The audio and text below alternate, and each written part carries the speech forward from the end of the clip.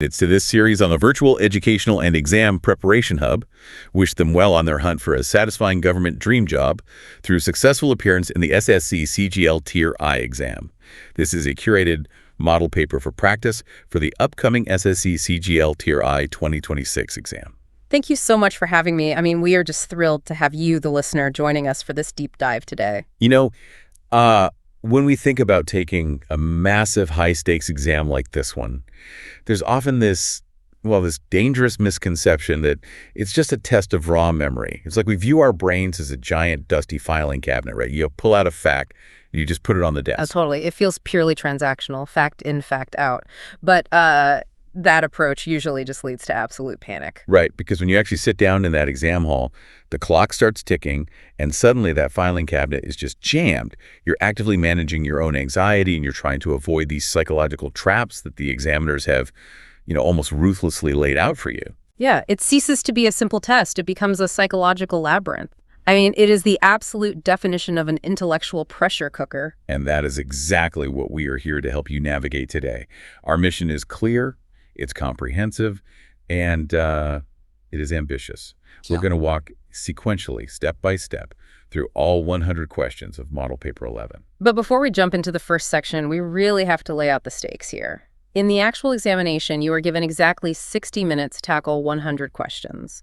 And the marking scheme is a classic double-edged sword. Right, because you get a generous +2 marks for every correct answer. Yeah. But, and this is huge, there's a penalty of -0.50 marks for every wrong one. Exactly. That negative marking fundamentally changes your strategy. It means wild guessing can actively destroy your hard work. You have less than 40 seconds per question, so you have to know when to strike and when to tactically skip something. Okay, well, let's unpack this. We are starting with Section A, which is General Intelligence and Reasoning. This covers questions 1 through 25. What's our baseline strategy here? So consider this a quick section advisory. Reasoning tests your logical deduction. It's designed to be a high-scoring section if you just stay calm and don't overthink. My best advice: trust the explicit patterns. Do not invent complicated, invisible rules. I love that. Stick to the evidence. So let's get right into it. Moving to question 1. The given analogy is snake is to hiss as dog is to what? The options are bark, roar, mew, and bleat. Right, so this is a classic word analogy. The logical deduction here requires you to first establish the direct relationship between the first pair before you even look at the options. What's the relationship between a snake and a hiss? Well, a snake is an animal, and a hiss is the specific sound it produces, so it's animal to vocalization. Precisely. Now, we apply those exact parameters to the second subject, a dog. We're strictly looking for its vocalization, so looking at the options, a lion roars, a cat mews, a sheep bleats. So applying that logic, the sound a dog makes is a bark. The correct answer is option A, bark. Exactly right. By defining the relationship first, the wrong answers just fall away. Okay, let's apply that strategy again. Moving to question 2. Pencil is to lead as pen is to what? Options are write, ink, paper, and cap. Now, I see pen and my brain immediately jumps to write. And that is exactly the psychological trap the examiner is hoping you fall into. Let's go back to the first pair. Is the relationship tool to action? No, a pencil doesn't lead. The relationship is tool to the consumable medium it uses. Oh, I see. A pencil requires lead to leave a mark. So for a pen, what is the consumable medium? It's not the paper or the cap. It is the ink. Spot on. Option A, right, is a trap describing the function. The correct answer is option B, ink. That's a great lesson. Let's ramp up the difficulty. Moving to question 3. A number analogy. 12 is to 132 as 10 is to what? Options are 110, 80, 90, and 100. Here's where pattern recognition becomes explicitly mathematical.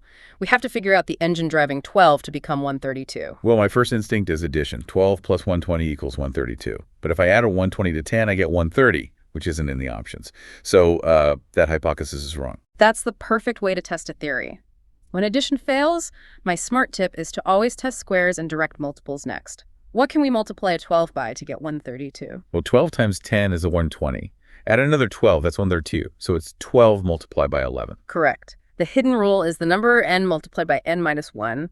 Let's strictly apply this to 10. We calculate 10 multiplied by 9, which gives us 90. Is that an option? Yes, it is. Option C is 90. The correct answer is 90. Perfect. That structural thinking is so satisfying. Moving to question 4, another number analogy. 4 is to 18 as 6 is to what? Options are 36, 40, 34, and 38. Let's apply that smart tip again. Addition gives us plus 14, but 6 plus 14 is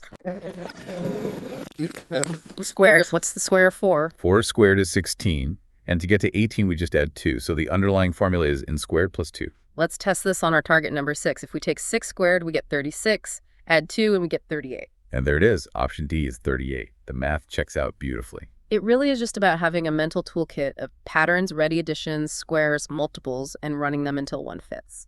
Great advice. Moving to question 5. Letter analogies. ABC is to ZYX as DEF is to what? Options are WVU, WV, VW, and XWV. This fundamentally tests your structural knowledge of the alphabet. If you look at ABC and ZYX, what do you immediately recognize? Well, A is the first letter, Z is the last, B is second, Y is second to last. It's just a mirrored reversal of the alphabet. Precisely. Now, how do you usually handle these under pressure? Honestly, I always use the visualization technique. I use my scratch paper right at the start to write A to M on the top line and then N to Z directly underneath backwards. It creates a perfect visual key. That is an incredibly powerful tactical tip. It saves you from mental gymnastics. So using your key, D pairs with W, E pairs with V, and F pairs with U. Which gives us the sequence WVU. That perfectly matches option A. Notice how the other options just scramble those 3 letters to catch people rushing? Attention to detail is everything here. Totally. Okay, moving to question 6. This is classification, asking for the odd one out. Options are copper, iron, aluminum, and plastic. Here, you're acting as a detective. You need to find the common thread that tightly binds 3 options together, exposing the 4th as an imposter. Well, copper, iron, and aluminum are all naturally occurring metals. They conduct electricity. But plastic is a synthetic polymer. It's definitively not a metal. You found the binding thread. The odd one out is undeniably clear. The correct answer is option D, plastic. Let's apply that to numbers. Moving to question 7. Odd one out options are 27, 40, 9, and 18. Look closely at 9, 18, and 27. When you're prepping, these should immediately trigger an association in your brain. Oh yeah, they are all direct sequential multiples of 9. 9 times 1, 2, and 3. Exactly. They belong to the multiples of 9 family, but the number 40 is not divisible by 9. It leaves a remainder. So it's the imposter. Makes sense. The correct answer is option B, 40. We are building great momentum. Moving to question 8. Series completion. Find the next letter. A, B, D, G, K, question mark.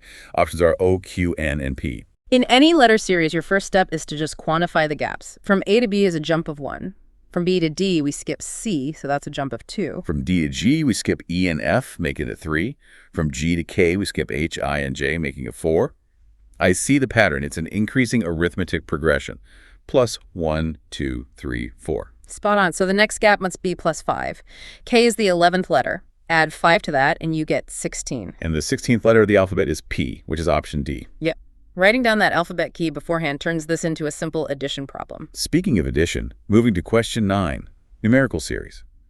3, 4, 7, 11, 18, 29, question mark. Options are 47, 46, 48, and 45.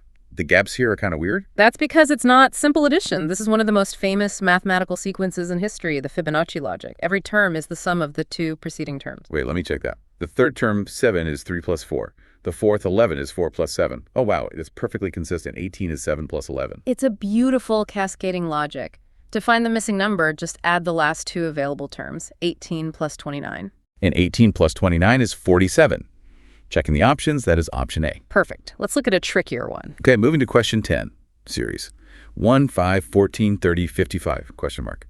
Options, 92, 91, 90, 85. This one doesn't look like Fibonacci.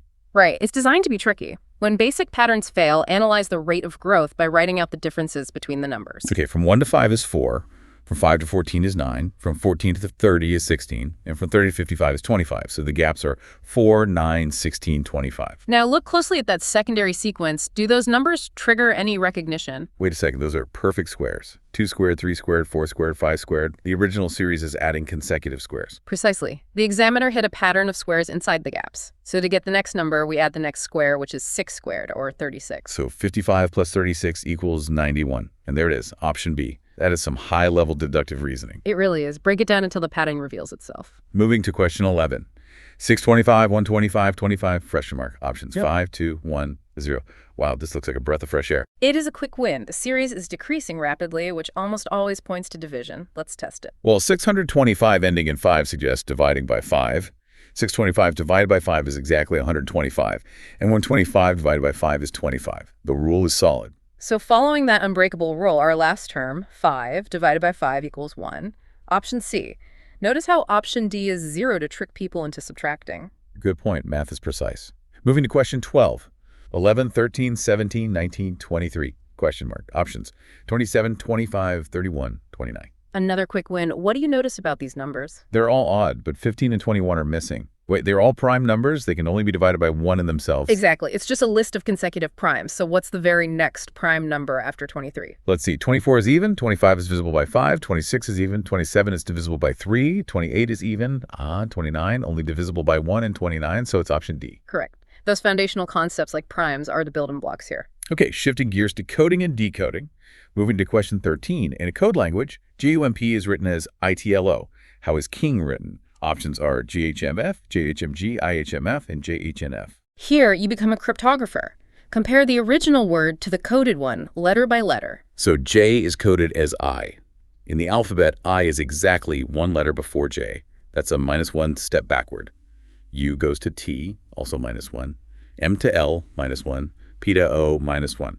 The cipher is just a uniform -1 step. You've cracked it. Apply that exact cipher to the target word king. K -1 is J, I -1 is H, N -1 is M, G -1 is F, putting it together.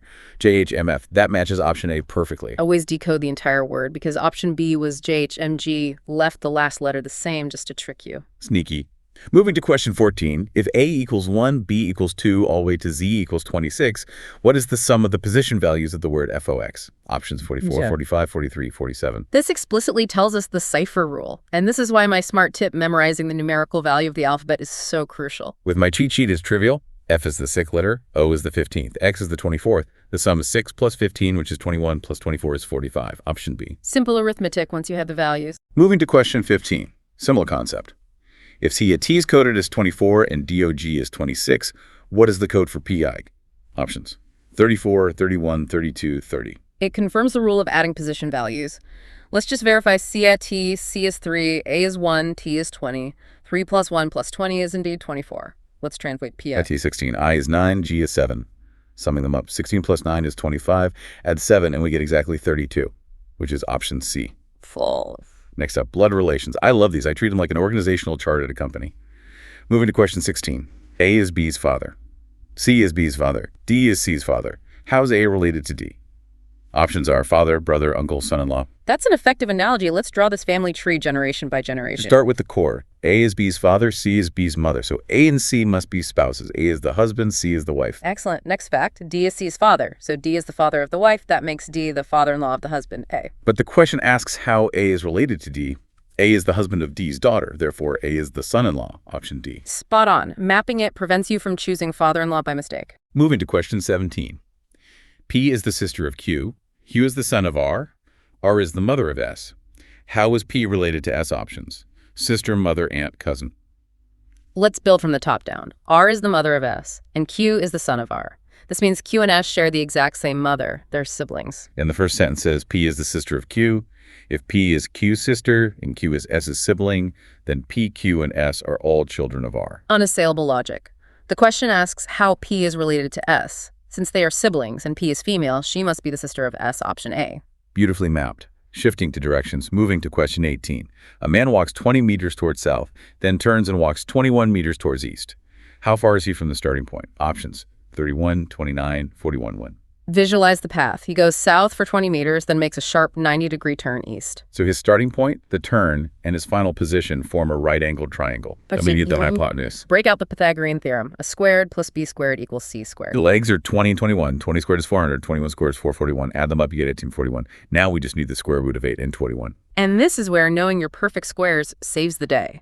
The square root of 841 is precisely 29, so the straight line distance is 29 meters. Matches option B perfectly. Notice option C is 41, which is just 20 plus 21. It's a trap for someone confusing total distance walked with displacement. They really try to catch you on every technicality. Moving to question 19, another direction puzzle. If you are facing northwest and turn 90 degrees clockwise, which direction will you face? Options: southwest, north, northeast, southeast. Visualize a compass. North is straight up, west is to the left. Northwest is exactly halfway between them, at roughly 10:30 on a clock face. And turning 90 degrees clockwise means swinging a right angle to the right, so we sweep past north and lock in exactly halfway between north and east. Which is northeast. That makes perfect visual sense. The correct answer is option C. Moving to question 20, covering ranking. In a queue, A is 10th from the front and 10th from the back.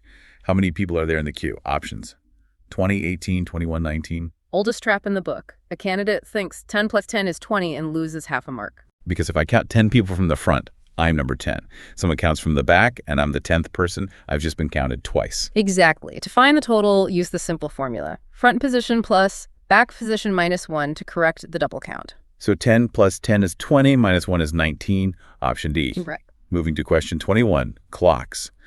What is the angle between the hour hand and the minute hand at 6:00? Options: 180, 90, 120, 150 degrees. This is a gift. At exactly 6:00, the minute hand points straight up at 12 and the hour hand points straight down at 6. They form a perfect vertical straight line, and a straight line is half a 360-degree circle, which is exactly 180 degrees. Option A. As straightforward as that. Moving to question 22. Syllogism. Statements. All cats are animals. Some animals are wild. Conclusions. Yeah, some cats are wild. 2. All animals are cats. Options. Both follow. Neither follows, only I follows, only 2 follows. A crucial warning here. Turn off your real-world knowledge. Rely only on the text. Imagine Venn diagrams. All cats are animals means the cat circle is fully inside the animal circle. Next, some animals are wild. So a wild circle partially overlaps the larger animal circle. But the text doesn't tell us if that wild circle overlaps with the specific cat circle sitting inside. Right, because it's not explicitly confirmed. Conclusion us, some cats are wild, is unproven. It does not logically follow. What about conclusion 2? All animals are cats. Well, the animal circle definitely has room for dogs and birds, not just cats. So conclusion 2 fails as well. You've dismantled both. The correct answer is option B. Neither follows. Moving to question 23. Statements. Smoking is injurious to health. Conclusions. 1. Smoking can harm the body. 2. One should avoid smoking. Options. Only 2. Neither. Both. Only I. The core statement is a definitive warning. Conclusion I says, smoking can harm the body. That's just a direct paraphrase of injurious to health. So conclusion F is definitely true. Right. Conclusion 2 says, one should avoid smoking. In logical reasoning, if a premise states something is inherently harmful, the logical corollary is that it should be avoided. That makes sense. So both the factual paraphrase and the logical advice stem directly from the statement. Option C, both follow. Perfectly reasoned. Moving to question 24, Venn logic. In a class of 60 students, 35 like cricket, 28 like tennis, and 15 like both. How many like only tennis? Options. 15, 20, 28, 13. You have to be precise about what numbers represent. The 28 represents the entire tennis circle, which includes the 15 kids in the middle overlap who also like cricket. So to find the kids who only like tennis, we just subtract that overlap group from the total tennis group. 28 minus 15 leaves us with 13. Option D. The word only changes the whole equation. Always read carefully. And wrapping up section A, question 25. Mathematical operations. If plus means x means plus, x means m means et, then 6 plus 4, 8 by 2, 3 equals what? Options 25, 24, 26, 23. This is a test of meticulous execution. Step 1. Rewrite the expression exactly as instructed. Don't do it in your head. Let's translate. 6 plus 4 becomes 6 by 4, 8 becomes plus 8 by 2 becomes 2, and 3 becomes 3. So the new expression is 6 by 4 plus 8, 2, 3. Now, step 2. Apply BODMAs. Brackets, orders, division, multiplication, addition, subtraction. We start with division. 8 divided by 2 is 4. Then multiplication. 6 times 4 is 24. Then addition. 24 plus 4 is 28. Finally, subtraction. 28 minus 3 is 25. Option A. A flawless execution. That brings us to the end of reasoning. We're shifting gears into section B, general awareness, questions 26 through 50. A quick section advisory. This requires the least amount of time per question. It's purely knowledge-based. Because of that minus 0.50 penalty, I strongly advise against wild guessing. Protect your score. Let's test that knowledge. Moving to question 26. Who wrote the ancient treatise Arthashastra? Options. Vishnu Sharma, Chanakya, Kalidasa, Banapata. The Arthashastra is a comprehensive ancient manual on statecraft and economic policy. It was authored in the 4th century BCE by a brilliant scholar who helped establish the Mauryan Empire. That scholar is Chanakya, also known as Kautilya. The correct answer is option B, Chanakya. Moving to question 27. The Permanent Settlement of Bengal in 1793 was introduced by which Governor-General? Options: Warren Hastings, Lord Curzon, Lord Cornwallis, Lord Dalhousie. This monumental legislation fundamentally altered land revenue collection, creating a new class of powerful landlords. This was enacted by Lord Cornwallis. Fascinating. Option C, Lord Cornwallis. Moving to question 28. Who founded the Arya Samaj in 1875? Options: Raja Ram Mohan Roy, Swami Vivekananda, Ramakrishna Paramhansa, Swami Dayananda Saraswati. This was a powerful Hindu reform movement arguing against idol worship and emphasizing the authority of the ancient Vedas. It was established by the ascetic and social reformer Swami Dayananda Saraswati. The correct answer is option D. Moving into polity, question 29. In which year did India become a republic? Options: 1950, 1947, 1949, 1952. Many candidates get this wrong. India gained independence in 1947, but it didn't become a republic until its constitution formally came into effect on January 26, 1950. So 1950 is the year. Option A. Moving to question 30. Which schedule of the Constitution contains the anti-defection law? Options: 8th, 10th, 7th, 9th schedule. To combat governmental instability caused by legislators changing parties, the anti-defection law was inserted via the 52nd Amendment in 1985 into the specifically created 10th schedule. I have to ask, are these schedules and articles heavily tested? Yes, absolutely. Understanding the structural framework of the Constitution is incredibly high yield for this exam. Good to know. Moving to question 31. Who is the ex officio chairman of the Rajya Sabha? Options: the Speaker, the Prime Minister, the Vice President, the President. Ex officio means by virtue of one's office. The upper house, the Rajya Sabha, is presided over automatically by whoever holds the office of the Vice President of India. Option C, the Vice President. Moving to question 32. What is the term of office of the President of India? Options: 6 years, 4 years, 7 years, 5 years. According to Article 56 of the Constitution, once the president takes the oath, they hold office for a standard fixed term of exactly 5 years. Straightforward. Option D, 5 years. Moving to question 33. The right to freedom of religion is guaranteed under which articles of the Constitution? Options: Articles 2528, 1922, 1418, 2930. You need to know these thematic blocks. The specific block that explicitly guarantees the freedom of conscience and profession of religion is the cluster from Articles 25 to 28. Option A. Now traveling to geography. Moving to question 34. Which is the deepest ocean trench in the world? Options: Puerto Rico Trench, Mariana Trench, Tonga Trench, Java Trench. Plunging over 36,000 feet down into the Earth's crust in the western Pacific Ocean, the absolute deepest point is the legendary Mariana Trench. Option B. Moving to question 35. Which is the largest river island in the world? Options: Fraharikota, Diu, Majuli, Monroe Island. This is an anomaly. River islands sit in the middle of a flowing current. The largest globally is Majuli, formed by the Brahmaputra River in Assam, India. Option C, Majuli. Moving to question 36. Which is the highest plateau in the world? Options: Deccan, Colorado, Bolivian, Tibetan Plateau. Frequently called the roof of the world, with an average elevation over 14,000 feet, it is undeniably the Tibetan Plateau. Option D. Moving to question 37. Which city, situated on the banks of the Yamuna, is famous for the Taj Mahal? Options: Agra, Delhi, Lucknow, Kanpur. While Delhi sits on the Yamuna too, the city globally famous as the home of the Taj Mahal is Agra in Uttar Pradesh. Option A, Agra. Transitioning to economy. Moving to question 38. Which body regulates the insurance sector in India? Options: NABARD, URDAI, SEBI, RBI. India has specific bodies for different sectors. SEBI handles stock markets, RBI handles banking. But the massive insurance sector is regulated by the Insurance Regulatory and Development Authority of India, or IRDAI. Option B. Moving to question 39. What does the abbreviation FDI stand for? Options: Financial Debt Index, Foreign Domestic Income, Foreign Direct Investment, Fixed Deposit Interest. When a company from one nation invests capital directly into business operations in another country, it's called foreign direct investment. Option C. Moving to question 40. The Make in India initiative was launched mainly to promote which sector? Options: Agriculture, tourism, banking, manufacturing. Launched in 2014, the primary macroeconomic goal was to transform India into a premier global design and manufacturing hub.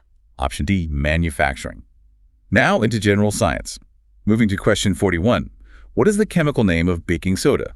Options: sodium bicarbonate, sodium chloride, calcium carbonate, sodium hydroxide. In the chemistry lab, it is identified by the formula NaHCO3, which scientifically translates to sodium bicarbonate. Option A. Moving to question 42. Which of the following is the most reactive metal? Options: gold, sodium, iron, copper. Gold and copper are quite stable, but sodium is an alkali metal. If you drop pure sodium into water, it violently releases hydrogen gas and often catches fire. Vivid image. Option B, sodium. Moving to question 43. Which part of the human eye controls the amount of light entering it? Options: retina, optic nerve, iris, cornea. Like a camera aperture, the colored part of the eye, the iris, contains tiny muscles that expand and contract the pupil to control incoming light. Option C, iris. Moving to question 44. Deficiency of iodine in the diet causes which disease? Options: scurvy, rickets, night blindness, goiter. Iodine is required by the thyroid gland to synthesize hormones. Lacking it makes the thyroid swell massively, a medical condition known as goiter. Option D, goiter. Moving to question 45. What is the freezing point of water on the Celsius scale? Options: 0 degrees, 100 degrees, 32 degrees, 4 degrees. The Celsius scale was designed around water's phase changes. Boiling is 100, freezing is cleanly set at 0 degrees. Option A, 0 degrees C.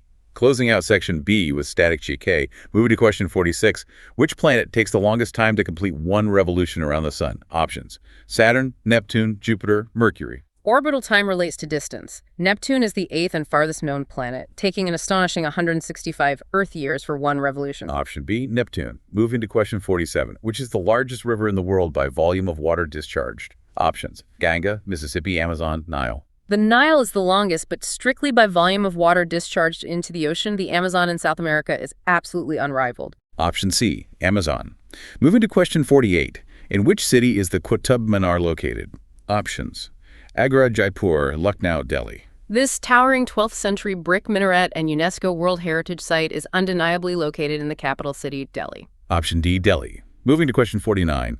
Which is the national fruit of India? Options: mango, banana, apple, orange. A simple but culturally essential piece of trivia. Cultivated for thousands of years, the national fruit is the mango. Option A, mango. And finally for this section, question 50. On which date is Gandhi Jayanti observed every year? Options: 14 November, 2 October, 26 January, 15 August. One of the 3 national holidays, it marks the birth anniversary of Mahatma Gandhi, observed annually on the 2nd of October. Option B, 2 October. All right. We are officially halfway through. Now we move on to the heavy lifting. Section C, quantitative aptitude, questions 51 through 75. Listen carefully to this section advisory. Time management here is critical. Complete the arithmetic, percentage, and ratio questions first. Save complex geometry for last, as it consumes more time. Let's do it. Moving to question 51. Percentages. What is 18% of 50? Options: 10, 7, 9, 8. You could calculate 18 over 100 times 50, but there's a massive shortcut. Percentages are reversible. X% of Y is mathematically equal to Y% of X. Wait, really? So 18% of 50 is the exact same thing as 50% of 18? And calculating 50% is just cutting it in half. Half of 18 is 9. Exactly. It takes 2 seconds. The correct answer is option C, 9. That trick is gold. Moving to question 52. If 40% of a number is 60, what is 60% of the same number? Options: 80, 100, 75, 90. 2 steps. First, find the number n. 0.40 times n equals 60. So n equals 60 divided by 0.40, which is 150. Okay, the number is 150. Step 2, find 60% of 150. Well, 10% is 15, so 6 times 15 is 90. Excellent mental math. The correct answer is option D, 90. Moving to question 53, ratios. The ratio of boys to girls in a class is 3 to 2. If there are 18 boys, how many girls are there? Options: 12, 15, 9, 24. Let's use pie slices. The boys have 3 slices, the girls have 2. The boys' 3 slices equal 18 students. To find 1 slice, divide 18 by 3, which is 6. So 1 slice is 6 students. The girls have 2 slices. 2 multiplied by 6 is 12. So there are 12 girls. Option A. Perfect logic. Moving to question 54. Averages. The average of 5 numbers is 40. If a number 60 is removed, find the average of the remaining 4. Options: 30, 35, 36, 34. The golden rule: immediately calculate the total sum. 5 numbers averaging 40 means a total sum of 200. Okay, we remove 60, so 200 minus 60 is a new sum of 140, and we now only have 4 numbers left. To find the new average, divide 140 by 4, which is 35. Option B. Simple manipulation of sums. Moving to question 55. What is the average of the first 10 natural numbers, 1 to 10? Options: 6, 10, 5.5. Natural numbers start at 1. We need the sum of 1 through 10. Using the pairs trick, 1 plus 10 is 11. There are 5 pairs, so the total sum is 55. Great. Now divide the sum by the count. 55 divided by 10 is 5.5. Clean and simple. Option C, 5.5. Moving to question 56. Profit and loss. A man buys 12 apples for R60 and sells them at R6 each. Find his profit percentage. Options: 25%, 10%, 10%, 20%. Well, bring everything down to the unit level. The cost price per apple is 60 divided by 12, which is 5 rupees. And the selling price is 6 rupees, so his absolute profit is 1 rupee per apple. To find the percentage, we do profit divided by cost price times 100. So 1 divided by 5 is 0.2, times 100 is 20%. Beautiful. Option D, 20%. Moving to question 57. By selling an article for Rs 270, a man loses 10%.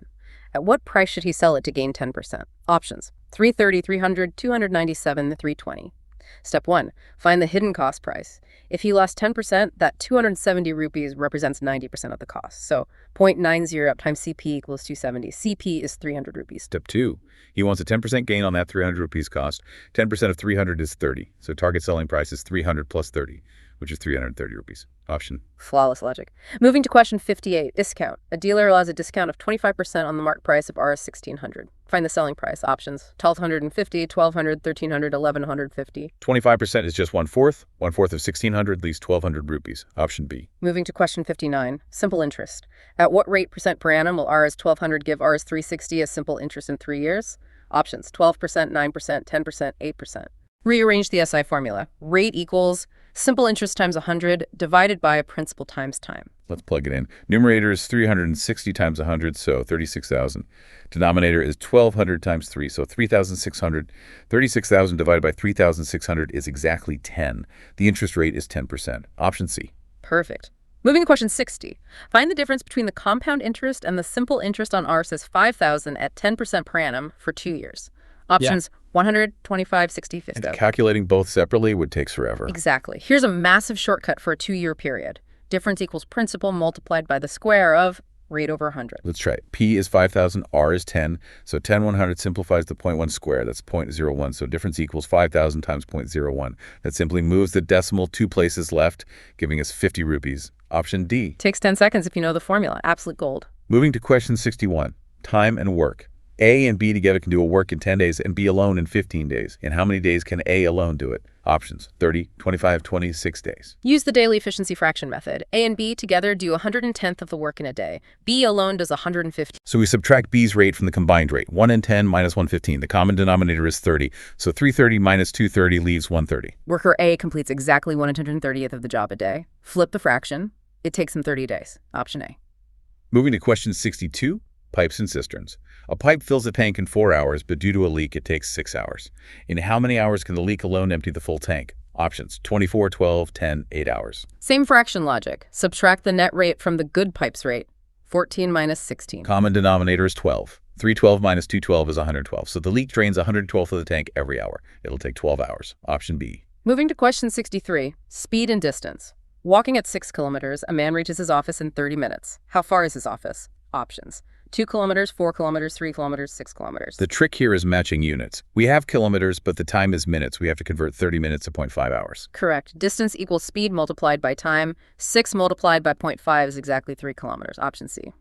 Moving to question 64. How long will a train 180 meters long take to cross a platform 120 meters long if it moves at 30 meters? Options: 6, 12, 9, 10 seconds. To cross, the train must pull its own entire length past the endpoint. So total distance is train length plus platform length. 180 plus 120 is a total distance of 300 meters. Time is distance divided by speed. 300 divided by 30 is 10 seconds. Option D. Flawless logic. Moving to question 65, mixtures. How much pure water must be added to 18 liters of a 20% salt solution to make it a 15% solution? Options: 6, 4, 8, 3 liters. We're only adding water, so the absolute mass of salt never changes. Let's find it. 20% of 18 liters is 3.6 liters of salt. Now we want that 3.6 to represent only 15% of the new total volume. So 3.6 equals 0.15 times NTV. 3.6 divided by 0.15 is 24 liters. That's the new total volume. But we started with 18, so 24 minus 18 equals 6. We must add 6 liters of water. Option A. Excellent. Moving to mensuration, question 66. Find the area of a parallelogram with base 12 centimeters and height 5 centimeters. Options: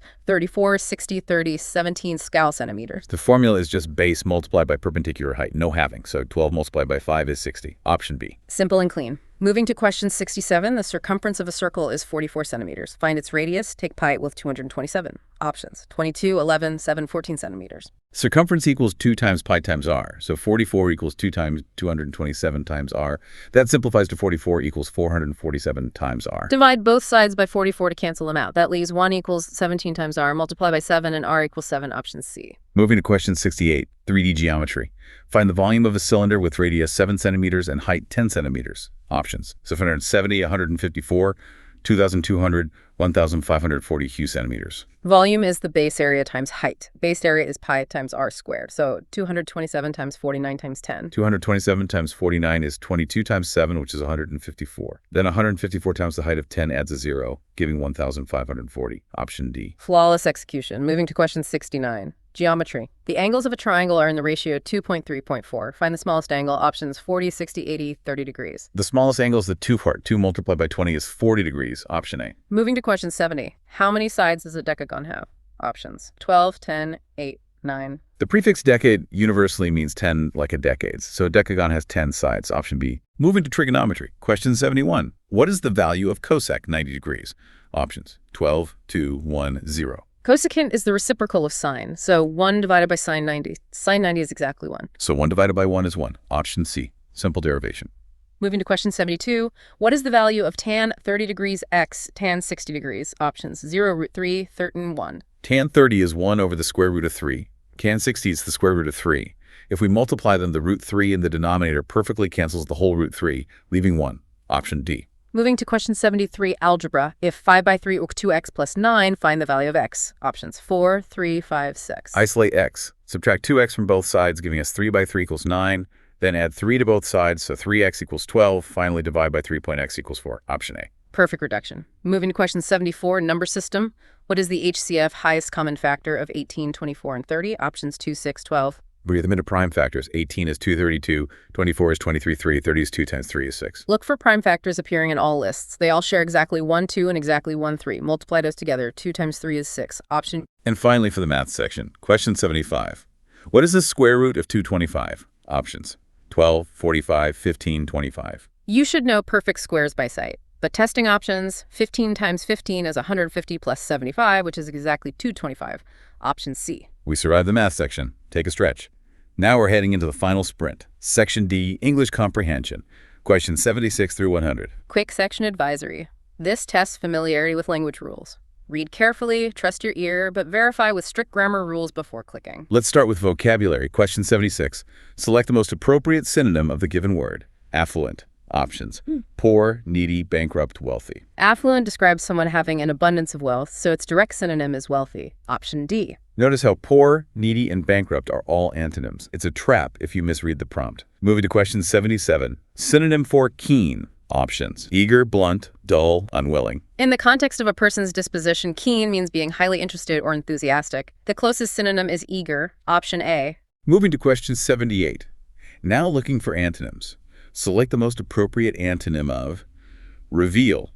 Options: expose, conceal, show, display. To reveal is to make secret information known. We need the exact opposite. It's so dangerously easy to accidentally pick a synonym here. Expose, show, display basically mean to reveal. The word meaning to keep secret is conceal. Option B. Most common unforced error right there. Moving to question 79, antonym for optional. Options: free, extra, compulsory, voluntary. Optional means you have the freedom to opt out. The exact opposite is something mandatory, required by rule, which is compulsory. Option C. Right. Let's look at idioms. Question 80. Select the most appropriate meaning of the idiom. To burn the candle at both ends. Options: to waste candles, to stay up reading, to cook at night, to exhaust oneself by overworking. Literally, if you light a candle at both ends, it burns twice as fast. Metaphorically, if you work late into the night and wake up super early, you're exhausting your energy reserves rapidly. Option D. Perfect breakdown. Moving to question 81. Idiom. To add fuel to the fire. Options: to make a bad situation worse, to light a fire, to help someone, to cook food. If people are arguing and you say something insulting, you're metaphorically throwing gasoline on it. Yeah. You are escalating it. Option A, to make a bad situation worse. Moving to spelling. Question 82. Select the correctly spelt word. The options present 4 variations of the word restaurant. This word is tricky because of the French structural influence. It is spelled R-E-S-T-A-U-R-A-N-T. You have to remember that AU combination, so the correct spelling is option B. Visual memory is key. Moving to question 83. Identify the misspelt word among the options. Important, different, tomorrow, beautiful. This tests double consonants. Important, different, and beautiful are spelled correctly, but tomorrow is wrong. It should have a single M and a double R. Tomorrow. Option C is the misspelt word. Spot on. Moving to grammar fillers, question 84, fill in the blank. He apologized his mistake. Options. On with, to, for. Prepositional verb framing. You apologize to a person, but you apologize for an action. So it has to be, he apologized for his mistake. Option D. Correct. Moving to question 85, wait here, I return. Options. Until, because, although, unless. We need a conjunction denoting a specific boundary of time. The command to wait lasts up to the point the speaker comes back. That word is until. Option A. Moving to question 86, the Ganga is holy river. Options. No article, a, an, the. We need an indefinite article before the adjective holy. The choice between a and an depends entirely on the phonetic sound. Holy starts with a hard consonant H sound, so you use A, option B. Phonetics dictate the grammar. Moving to grammar structure. Question 87, select the grammatically correct sentence. Options are A, there be many books on the shelf. B, there are many books on the shelf. C, there are many books on the shelf. D, there is many books on the shelf. There's a dummy subject. The true subject is many books, which is plural, so it absolutely demands a plural verb, which is are. Option C, there are many books on the shelf. Perfectly reasoned. Moving to question 88. Select the grammatically correct sentence. Options. A, bread and butter are my favorite breakfast. B, bread and butter were my favorite breakfast. C, bread and butter have my favorite breakfast. D, bread and butter is my favorite breakfast. The general rule is two subjects joined by and take a plural verb. But bread and butter in this context is a single unified culinary dish. It acts as a single idea. Exactly. Because it's a singular concept, it requires the singular verb is. Option D, bread and butter is my favorite breakfast. Moving to voice and narration. Question 89. Change into passive voice. She's writing a letter. Options. A letter is being written by her. A letter was written by her. A letter is written by her. A letter has been written by her. You must preserve the original present continuous tense.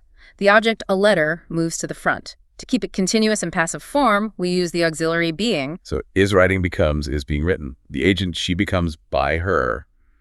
A letter is being written by her. Option A. Flawless structural breakdown. Moving to question 90. Change into active voice.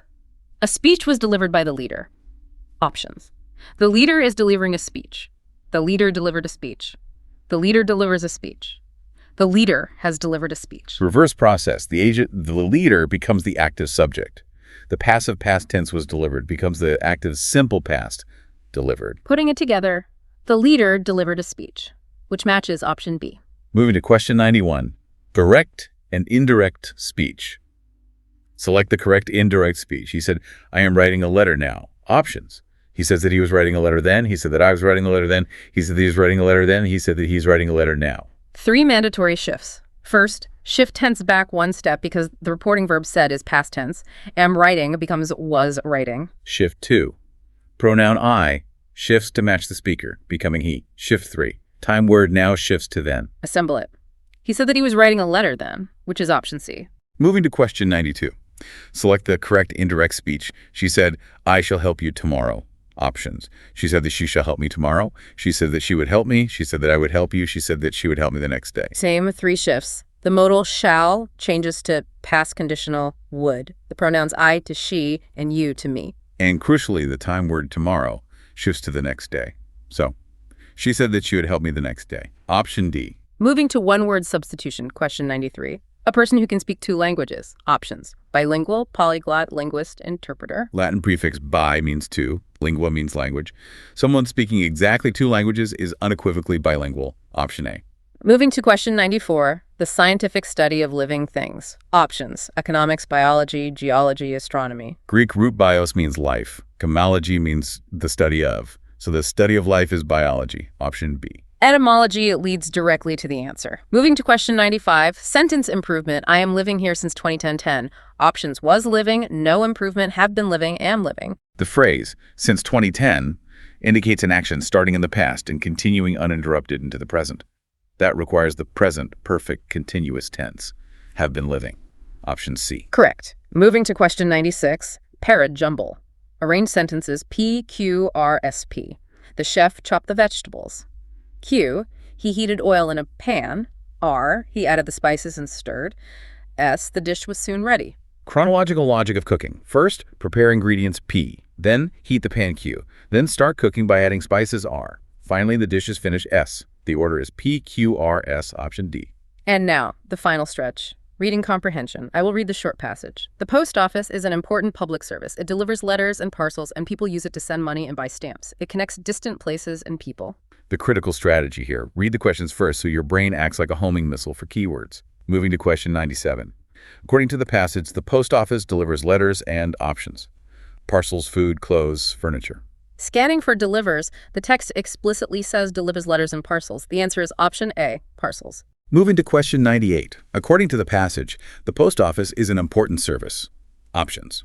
Foreign, public, private, secret. Scanning for the phrase, the very first sentence says important public service. Option B, public. Moving to question 99. According to the passage, what do people buy at the post office? Options. Tickets, medicines, stamps, books. Homing in on buy, the second sentence notes people buy stamps. Option C, stamps. And the absolute last question of the paper, question 100. According to the passage, the post office connects distant places and options. Animals, planets, oceans, people. Scanning for connects, the final sentence reads verbatim. It connects distant places and people. The correct answer is option D, people. And with that, we have successfully navigated the entire 100-question labyrinth, from analogies to algebra, from history to grammar. You made it. Tests like these, they don't just measure raw intelligence. They test your psychological resilience and your real-time decision-making under intense time pressure. The true test is knowing what to answer instantly and what to skip to maintain your focus. It brings us right back to that locked filing cabinet we talked about. You have the facts inside you. The real skill is keeping a cool enough head to smoothly pick the lock when the pressure is on. Practice these papers, learn the tactical shortcuts we discussed today, and execute your strategy. Thank you for watching and following the winning strategies to solve various types of questions in all sections. If you enjoyed this presentation and found it useful, like it, share it with friends, and consider subscribing to our channel. Shandu Edisphere.